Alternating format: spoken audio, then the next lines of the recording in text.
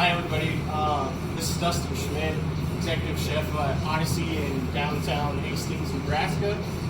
Today we're going to be doing a little cooking demonstration with some of First Street Brewing Company's beers. We're going to use the Hastings IPA in a brine of some chicken HindQuarters, and then we're going to use their back alley porter in a little barbecue sauce that we're going to throw together.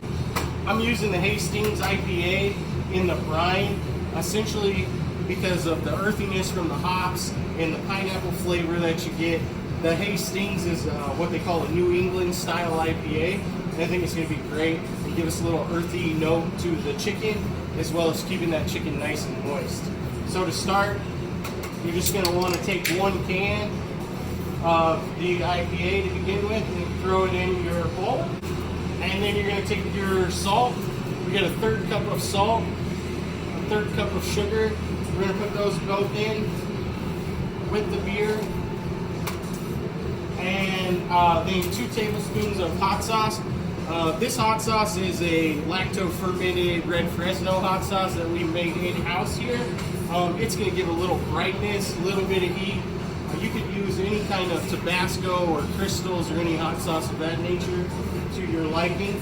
So we're going to put that in there as well. And then about 4 bay leaves. And we're just going to whisk that together until that the sugar and salt dissolve and we get that color that we want. So just a couple seconds whisking that to make sure that sugar and salt dissolve. Then we're going to take our chicken. Now you can do this all in the same bowl, or you can put it in a container with the lid on it. So I have about 3 pounds of chicken thighs and legs here, which we refer to as the hindquarters. I have all of my sugar, salt dissolved, and all of the hot sauce mixed in as well. We're going to finish by pouring 2 more beers into this mixture, and then about 1/4 of water, or 4 cups of water. So then we're going to take it, we're going to pour the beer and salt sugar mixture, this brine, into over the chicken thighs. And add the water as the finishing touch.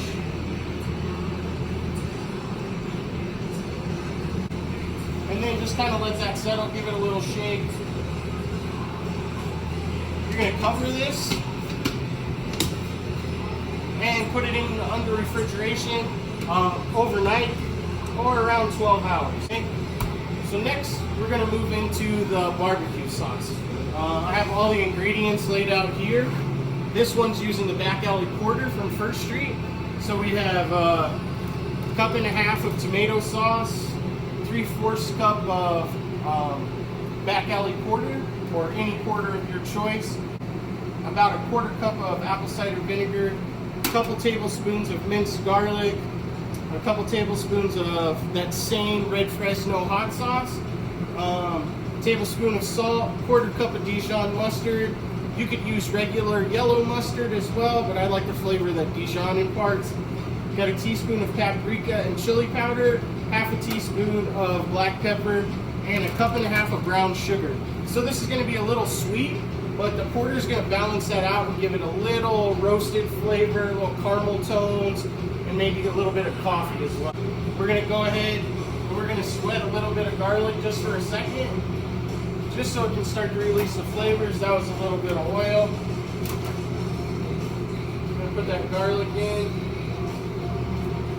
Just sweat that out. You don't want it to get any color to it. Just sweating it a little bit so that we can get some flavor and those aromatics start to release a bit.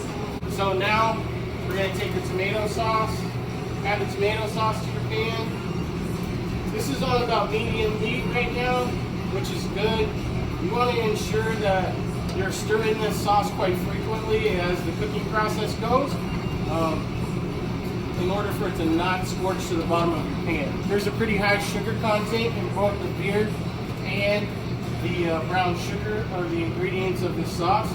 So tomato sauce, garlic, back alley porter, then we're going to add the vinegar. And we're going to let that come up to heat a little bit. So next to that, we're going to start as this gets to simmer, we're going to get started on the rest of our ingredients, which will be, we'll add the brown sugar and all the seasonings and the mustards. Get that combined. We're going to let it come back up to a simmer, and then we're going to let that go for about 30 minutes is what you typically want to let it simmer to and reduce down so it gets a little thicker. Develops all that good flavor.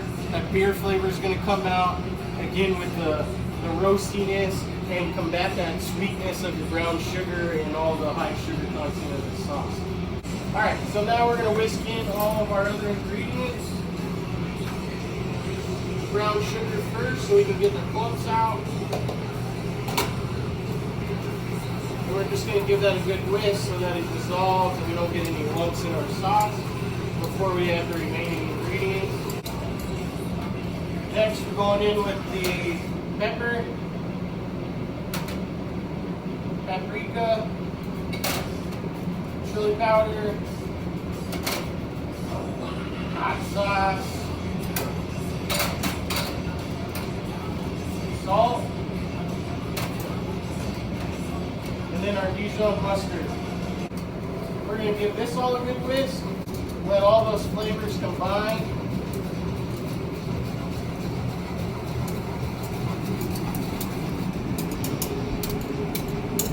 You can really see the color starting to come through. The darkness of that porter is bringing out a little brown to the sauce so that it's not so tomato heavy and red colored. Alright, we're going to let that come to a simmer.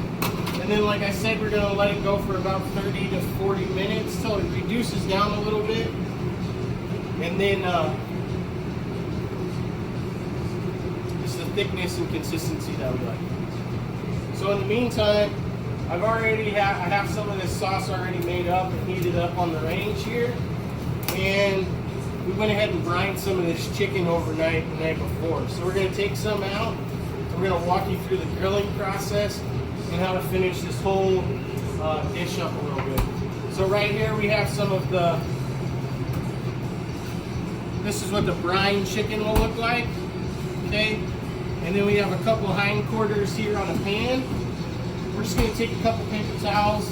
We're going to pat those dry just so we can kind of get the moisture off and get a really nice grill marks on here and a nice sear, and that skin will get nice and crisp for us.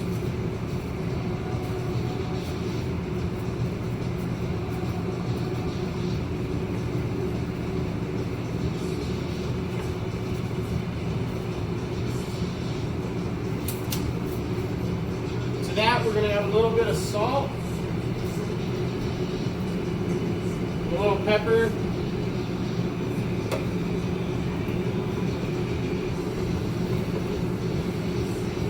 on both sides.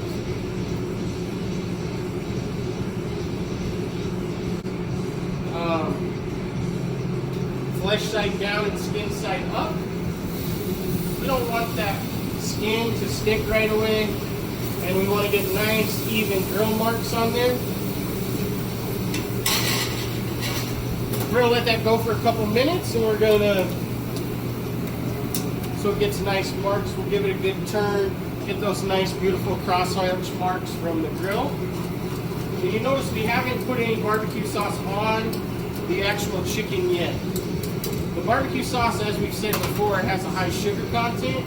So if we put it on now before we put it on the grill, the liability of that chicken sticking to our grill grates and really pulling off is pretty high. So what we're going to do is we're going to give it a minute or two on each side before we turn it. And then once we flip it, we're going to start basting it. And as you're basting it through the grilling process, you want to hit that about every 3 to 4 minutes just so it gets a nice sheen to it and it really develops that flavor. So I'm going to quarter turn my chicken here.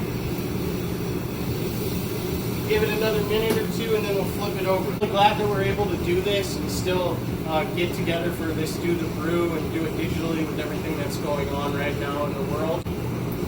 So I'm going to flip my chicken now. You can see those nice beautiful crosshatch marks on top of that chicken. And I'm going to grab some of my sauce from earlier. And I'm just going to baste it on there nice and thick. brush that on there so we get nice, even consistency.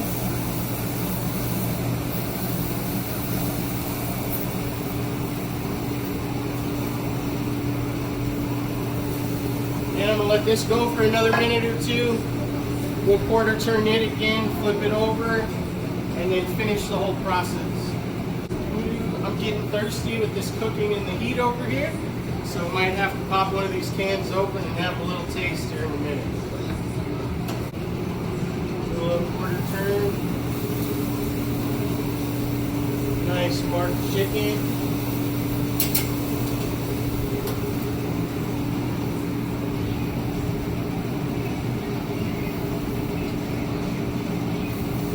Baste after we turn one more time, just so we get all that good flavor from that barbecue sauce into that chicken. You really want to pay attention to this sauce as well too. If you can see, it's starting to foam up a little bit. If we're not paying attention to it and stirring it pretty regularly, it's going to foam over. So you have to make sure that you're consistently watching and checking your heat as well. Flip the chicken over. So we're going to flip it and we're going to try to hit our grill marks on the same side so that we keep that nice consistency of those grill marks. And as you can see, we have those nice crosshatch marks from the grill. Our grill's plenty hot. We're not sticking. The skin's pulling off really well. We're going to take our barbecue sauce again. We'll put a big layer down.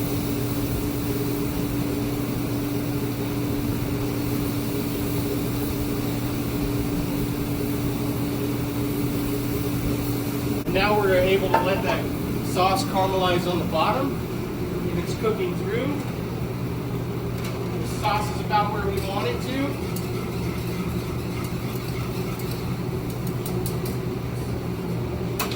So to finish this sauce, you can do it a couple different ways. You can leave it alone. That garlic's pretty well minced up.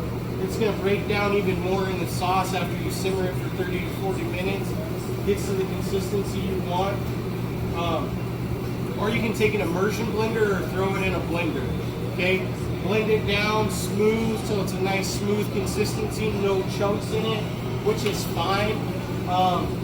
And then alternately, instead of finishing these thighs on the grill and continuing to baste them, you can throw them in the oven and finish them in the oven.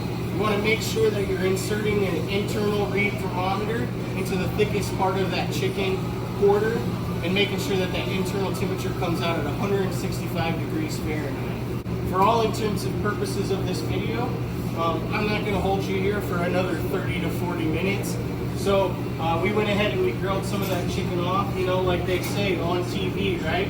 So here's the beautiful finished picture of the chicken that we finished on the grill. You can see the nice caramelization and grill marks are still there. It's still super juicy from the brine, and it's a delightful little dish. This would be great. You can throw it on top of some polenta. You can throw it on top of some farro or some other grains. Throw a little fresh seasonal vegetable with it. But just a great little dish, and pretty quick. Like I said, I got a little thirsty, so I'm gonna go ahead and finish with, you know, popping up and can of this Hastings and taking a little drink. Cheers. Hope to see you all soon. Stay safe and stay healthy. Thank you.